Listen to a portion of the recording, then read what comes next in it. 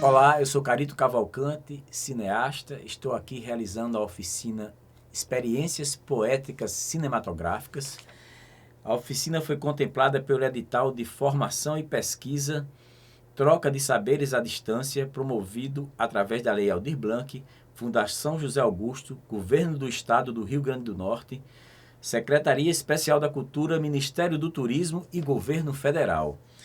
Estou tendo aqui o auxílio luxuoso de Fernando Suassuna, meu convidado especial nessa oficina. E estamos no 5º vídeo, e nesse vídeo de hoje nós vamos mostrar o documentário O Bé desse Bode é Ibérico. E sobre o Bé desse Bode é Ibérico, tem tanta coisa para falar, mas eu vou ler a sinopse que teve uma contribuição para lá de especial do meu amigo historiador, poeta e escritor Muiractã Macedo, que, por sinal, participa também do filme. E depois a gente vai assistir ao filme e no final Fernando vai fazer as considerações dele. Eu acho que a sinopse do Muiractã diz tudo, né, do filme, faz um panorama bem sucinto do que é o filme. Eu vou ler aqui a sinopse, pode ser? Claro, claro. Viagens dentro de uma viagem. O filme narra a viagem que o cineasta Carito Cavalcante fez para o norte de Portugal no inverno de 2017. O road movie faz um pequeno passeio pelo chamado Portugal Profundo e vislumbra fagulhas existenciais que vibram do norte de Portugal até o sertão do Brasil. O nervo óptico está atento aos itinerários humanos que vivem a tensão entre o peso do passado e o exílio. Douro, Trás-os-Montes e Minho em Portugal e o Seridó, no Rio Grande do Norte, iluminam-se. O diretor considera o doc como filme-ensaio, onde o acaso guia o filme. O filme se deixa contaminar pela própria viagem, transcendendo muitas vezes ao tema principal. Assim, momentos coadjuvantes invadem o filme-viagem, coprotagonizando essa busca aberta, narrada numa linguagem pessoal e poética, com um toque de metalinguagem. Então vamos assistir ao Bé desse Bode é Ibérico.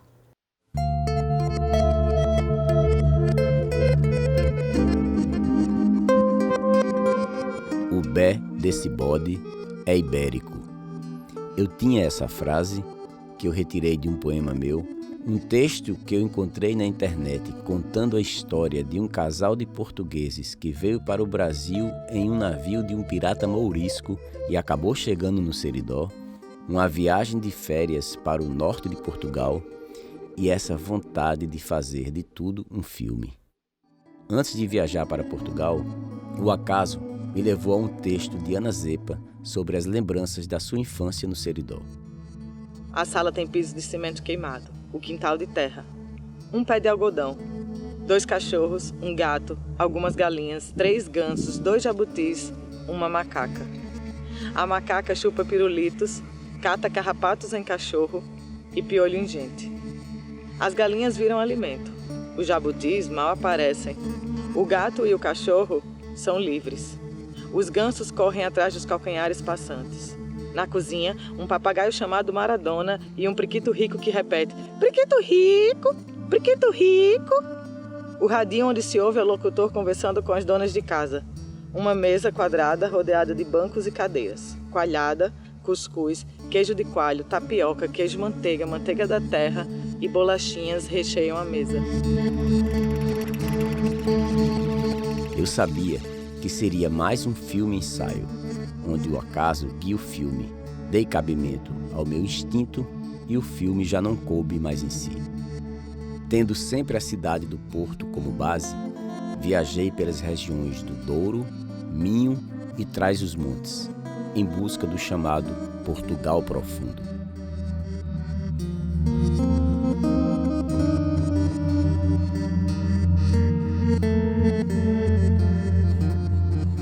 Porto é a cidade que deu nome a Portugal. Tem origem num povoado celta pré-romano. Na época romana, designava-se Cale ou Portus Cale.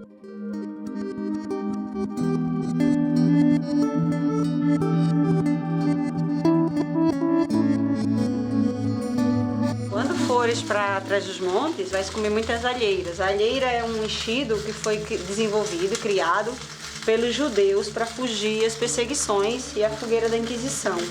Como eles não comiam porco, então criaram um enchido de pão com carne de frango, muito tempero de alho para disfarçar, para que os vizinhos, muito católicos, praticantes, daqueles que comem a hóstia no domingo e condenam a morte na segunda, não levassem,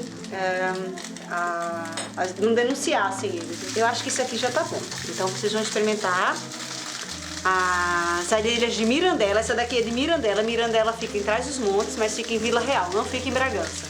Fica mais perto um bocadinho do Porto. E acho que vocês vão gostar. Eu vi, acho que há uns 15 anos atrás, uma matéria no jornal, era o jornal de hoje, onde se falava sobre esse antropólogo português que tinha ido para o Nordeste e estava pesquisando a festa de São João, né? E ele fazia paralelos entre a festa de São João em Trás-os-Montes e a festa de São João no sertão brasileiro. E um pouco depois eu lendo sobre o assunto, descobri um dado curioso de que boa parte dos judeus espanhóis, quando foram expulsos, né, da Espanha em 1492, né, eles atravessaram para Portugal através de Trás-os-Montes. Então eles vieram por Trás-os-Montes. E como a gente sabe que existe essa referência, né, no Seridó e no Nordeste brasileiro, da presença dos cristãos novos, né, como um elemento lá da herança portuguesa, eu relacionei as coisas, né? Disse, poxa, talvez a referência que a gente tenha desse tipo de festa de São João tenha ligação com justamente isso, né? Com essa conexão. Até porque Trás-os-Montes parece que foi a região de Portugal que mais mandou gente para fora, né? Tanto a região de Trás-os-Montes quanto a região do Minho, né?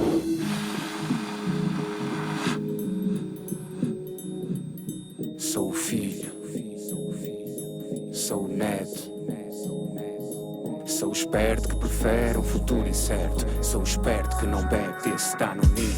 Devo ser adotado por ter adotado um fado que para muitos é um mundo encantado, onde eu partilho o meu prato com ratos. Um fado onde eu estou condenado ou nado num lago gelado, derame farpado com o braço ocupado, tentando salvar o que sobra deste meu legado. Como um maluco porque refuto o rumo das coisas, querem-me adulto ou querem-me um puto sem medo de folhas. E eu acho rude chamarem-nos sanguessugas quando nós somos quem vos dá sabor à vida, nem se discute. Dizem que somos todos falhados, dizem que somos todos marados, dizem que somos pobres coitados, dizem tudo de nós, mas não passam de frustrados. Dizem que somos todos falhados, dizem que somos todos marados. Comecei a perceber essa semelhança com o próprio povo do Nordeste, não é? Desde da forma de estar. Eu me lembro que a minha bisavó, ela só saía de casa toda de meias pretas, toda de preto, depois que ela ficou viúva. E também aqui a gente encontra isso, principalmente mais nas aldeias, as pessoas mais antigas, todas vestidas de preto. Os ditados que a minha avó dizia, que a minha mãe dizia, que a minha bisavó dizia, tem essa tradição que é portuguesa e que é também transmontana. Houve muita imigração no início do século XX. Não há ninguém, quando a gente vai numa dessas aldeias Trás-os-Montes, que não diga assim, eu tenho um primo que foi em 1924. Eu notei, não sei se eu estava com saudades de casa, mas eu acabei me sentindo muito próxima dessa cultura transmontana quando eu cheguei aqui. E uma vez no carnaval, cheguei aí a Podense, que é uma aldeia, onde descobri os caretos de Podense. E aí eu comecei a perceber que aquilo eram os tataravós dos papangus. Eu lembro quando a gente vai a Caicoque para tomar um pequeno almoço, um café da manhã, tem macaxeira, carne e tudo. Aqui também tem mexido, tem os pães, o pão da aldeia, a couve, ou seja, os refogados de couve. Então eles alimentam-se com pão, com os enchidos. E eu acho que é uma proximidade da forma de estar também, de se chegar e ser acolhido. Rio de Honor eu tive uma vez no verão e fiquei encantada pela curiosidade da fronteira, não é? E da mistura que é dois países que, na verdade, é uma região ancestral. São países porque as fronteiras são modernas.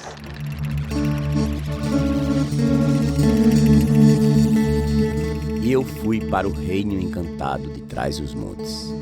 Em Bragança, me hospedei na albergueria do Zé Tuga, dentro das muralhas do castelo. 10 meses de inverno e 3 de inverno é aquilo que mais caracteriza a nossa região. No cimo de Portugal apareceu a região, uma região mágica em termos gastronómicos, onde as temperaturas negativas e as temperaturas acima dos 30 graus são uma característica anual. Isto é um ciclo que se repete de ano a ano. Com estas características, tem que mexer nos animais, tem que mexer nas árvores, tem que mexer na terra, e daí eu defender que estamos na região mais rica em termos gastronómicos. Rica de cheiro, rica de sabores, rica de texturas, uma região fortíssima. Eu defendo há muito tempo uma coisa, não só pelo amor que eu tenho também à cozinha, mas defendo que nós temos que ganhar quem nos visita e quem vem pela boca. E acho que o conseguimos fazer. Ganhar, receber bem e ganhar as pessoas pela boca. Para cá do Marão, mandam-os cá estão. O Marão é uma serra que divide, que é uma serra que dividia um bocadinho o país e que fazia de Trás-os-Montes, onde começa Trás-os-Montes e de onde fazia Trás-os-Montes, uma região esquecida, uma região do interior, a região mais ao cimo de Portugal, como dizia o Miguel Torga. E portanto, e como o transmontano foi sempre gente de pegar o boi pelos cornos e não mandar cabos, mas dizer direto, portanto, para cá do Marão, mandamos nós que estamos cá.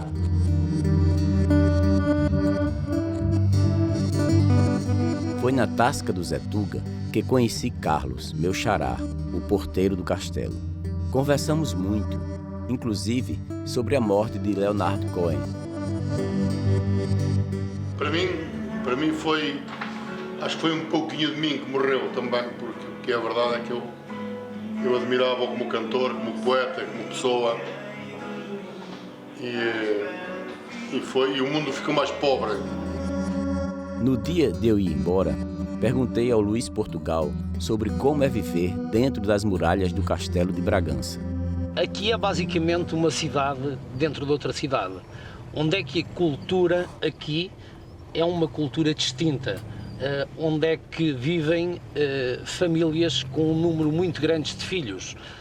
Recordo a família Sena, que é uma família muito presente aqui no Castelo, que são 15 irmãos. E todos eles teimam em ficar ou em regressar ao Castelo, ao sítio que os viu nascer.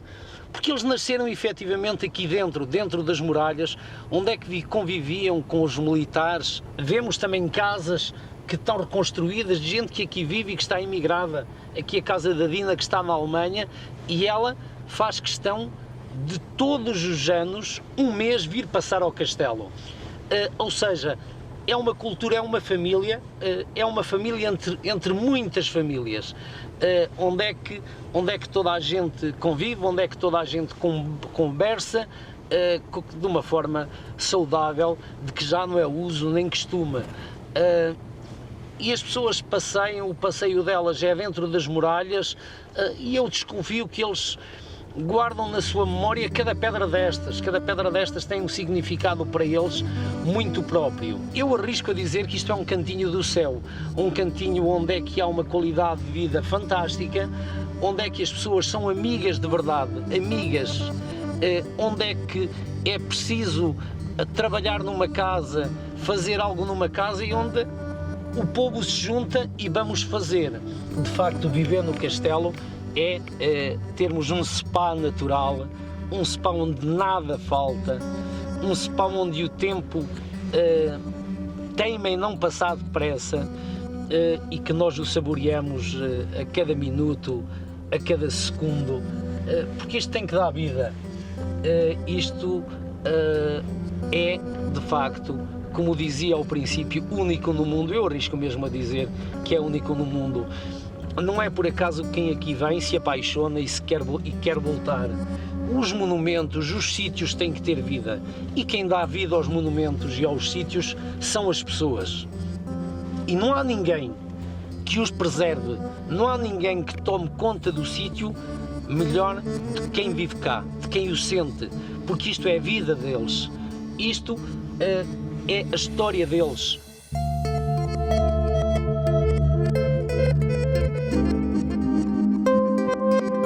Fui para a aldeia de Rio de Honor. Carlos me disse para eu procurar o senhor Mariano, uma pessoa muito importante na aldeia. Rio de Honor tem cerca de 40 habitantes e está em uma região fronteiriça. Uma parte da aldeia fica em Portugal e a outra parte fica na Espanha. Na parte espanhola, para efeitos oficiais, ela se chama Rio Honor de Castilha. Fiquei hospedado na Casa de Honor da senhora Rita, uma pioneira no turismo rural da região. Fiquei 3 dias em Rio de Honor. Eu e Dona Rita conversamos muito junto à lareira. Lembro que ela me disse que o fogo nos dá vida, mas ela não quis gravar depoimento. Me disse que a estrela em Rio de Honor é o senhor Mariano. Dona Rita me estimulou a fazer uma caminhada até Puebla de Sanabria, na Espanha, a 14 quilômetros de Rio de Honor. Foi um momento mágico da minha viagem. 4 horas de caminhada subindo e descendo serra, numa região de lobos, veados e javalis. Uma espécie de endorfina onírica me fez entrar em um estado de sonho. No final da tarde, Dona Rita foi me buscar de carro. Antes de eu ir embora de Rio de Honor, Dona Rita me levou até o senhor Mariano. Olha, a respeito do ambiente da aldeia. A aldeia, quando eu me criei e quando eu comecei a andar no concelho, era uma comunidade com muito movimento. Tínhamos muitos animais, tínhamos um rebanho de ovelhas, um rebanho de cabras, 300 cabeças de cada coisa. Tínhamos uma vacada com 200 vacas. E isso tudo fazia o comunitarismo do Rio do Norte. A fama veio da comunidade que havia nos trabalhos e no pastoril. Que temos um livro que o título do livro é Rio do Norte, Comunitarismo Agropastoril. Agora, isso tudo, com o decorrer dos tempos, vai-se desaparecendo. Vacas, ovelhas já não há, cabras já não há, vacas já não há. Era muito bonito, antigamente era muito bonito, tocar o conselho, juntar-se o povo, beber uma pinga todos juntos, conversar. Em uma das minhas voltas ao Porto, encontrei Rudá, que está fazendo um filme sobre os artistas de rua. Então, como eu vi que tem muitos artistas de rua fazendo isso, eu comecei a ter a ideia de procurar saber mais além da arte deles, tipo, a vida deles, o que está por trás daquela arte. A ideia é descer pela Rua das Flores, é chegar pela Rua das Flores e vir pela Ribeira e contornar toda essa parte histórica. Mas a ideia principal é começar pela Rua das Flores, que é onde tem a maior concentração dos artistas de rua. Mas em chegar até aqui a Ribeira, que é onde a gente encontra o tradicional sapateiro. Já rodou vários países e tudo mais. E ele passa o dia aí, sentado, fazendo sua arte. E que muitas pessoas olham e não entendem. E eu acho que a ideia justamente é essa, conversar com eles para entender de onde surgiu essa ideia, essa expressão artística dele de passar o dia todo ali. De onde vem essa tradição, se é uma tradição. É conhecer mais isso.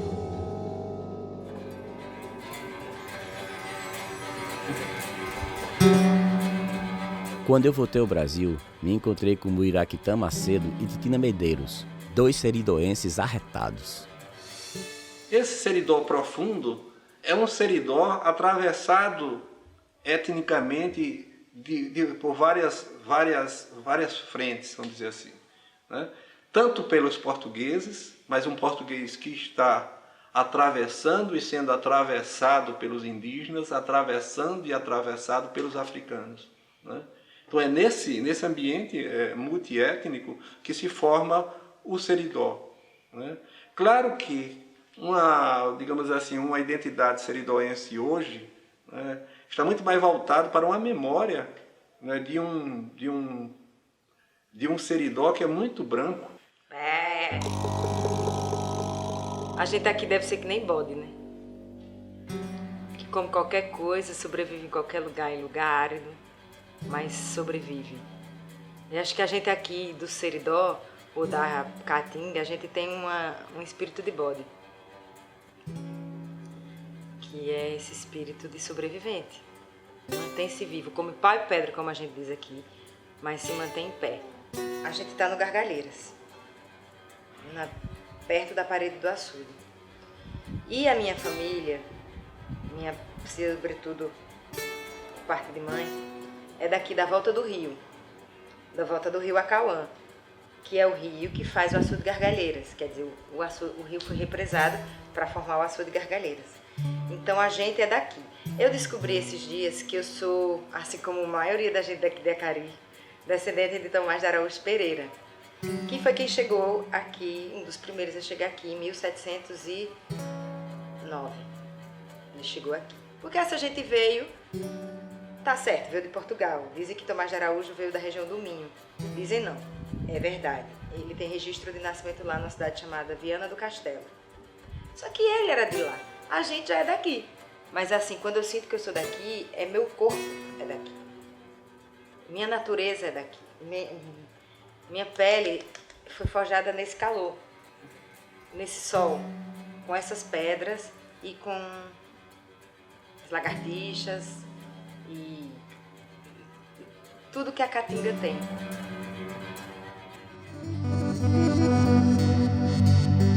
No final do filme, descobri que o filme sou eu tentando fazer o filme. E sobre a história do navio de um pirata mourisco que falei no começo do filme. Quem sabe isso seja um novo filme. E Ana Zepa continua em São Paulo, levando sempre as lembranças do seridó em seu coração. Hoje o piso de cimento queimado tem 2 baldes de gelo, no centro, suados. Pessoas entram e saem. Comentam que vovô está mais rechonchudo. Falam baixo, inclinam o tronco para cumprimentá-lo.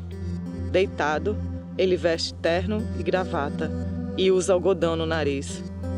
Será que ele sente o cheiro das flores?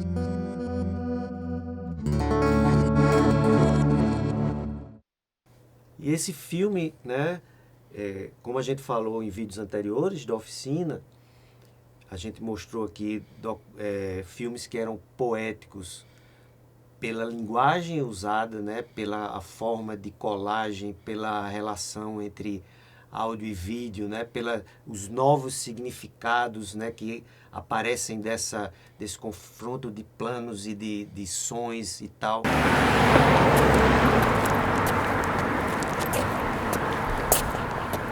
Equívocos, excessos, boas intenções nunca realizadas, fragmentos de cenas destinadas ao esquecimento. Lembro de uma canção que exalta a beleza do que é imperfeito, do inacabado e de tudo o que nos falta. Somos o que fazemos para transformar o que somos. Leio num livro de Eduardo Galeano. Afinal, talvez a gente seja como essas imagens sem conexão aparente. Um mosaico onde nada é desimportante e em constante reinvenção. Já temos.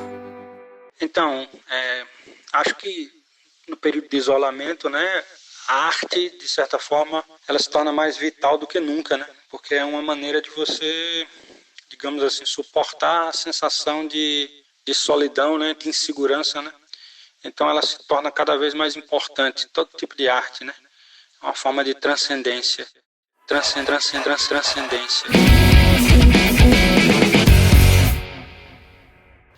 Vimos também filmes onde a poesia está na força do personagem, né? E tem muitos problemas que eu tiro no ouvido.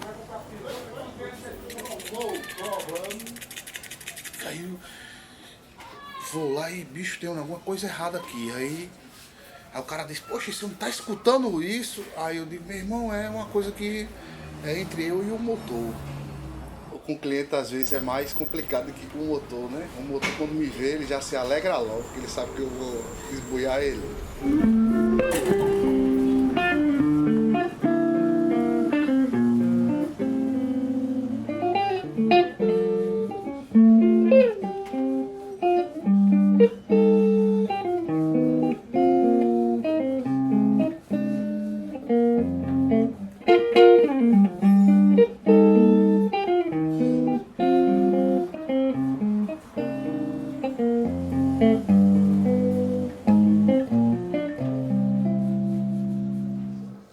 Olha que lindo.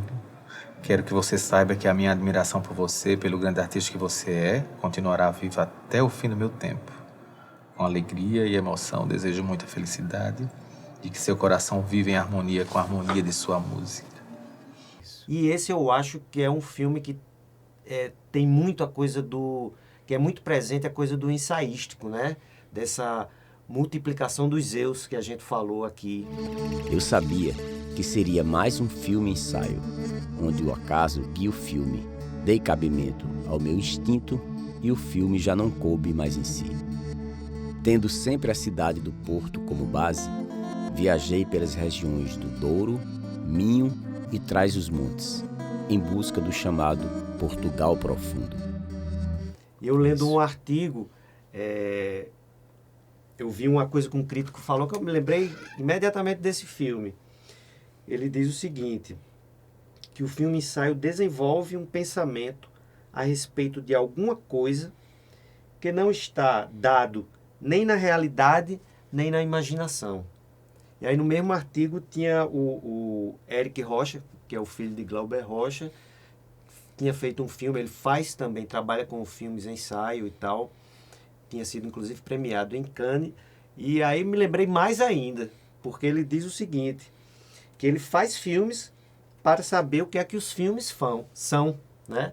E se ele souber a priori sobre o que é o filme, ele prefere não fazer. É o que você fala no fim desse filme, né? Que o filme era você descobriu que o filme era você tentando fazer um filme. Isso, né? Que eu, na verdade, o processo que eu acabei usando, né, que acaba entrando realmente essa coisa da metalinguagem, foi que eu comecei a refletir sobre o fazer, não só o fazer cinematográfico, mas o fazer cinematográfico específico desse filme. No final do filme, descobri que o filme sou eu tentando fazer o filme. E sobre a história do navio de um pirata mourisco que falei no começo do filme. Quem sabe isso seja um novo filme. E aí eu concluo, né, e isso aparece no filme, essa é a minha reflexão, porque a minha narração é também descritiva, mas também reflexiva, e eu digo, né, no final do filme descubro que o filme sou eu tentando fazer o filme, né?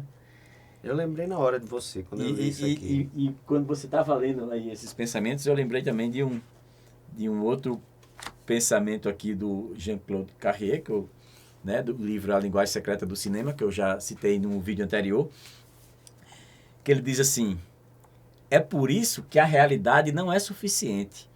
O imaginário precisa introduzir-se na realidade, desfigurá-la, intensificá-la. Intensificá-la. Intensificá-la.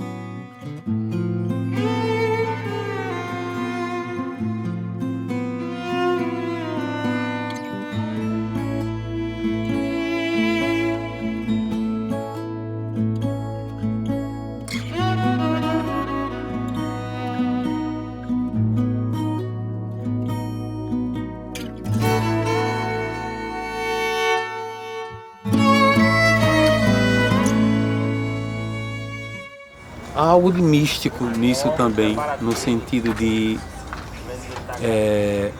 celebrar o passado, o presente e o futuro. É isso. É isso.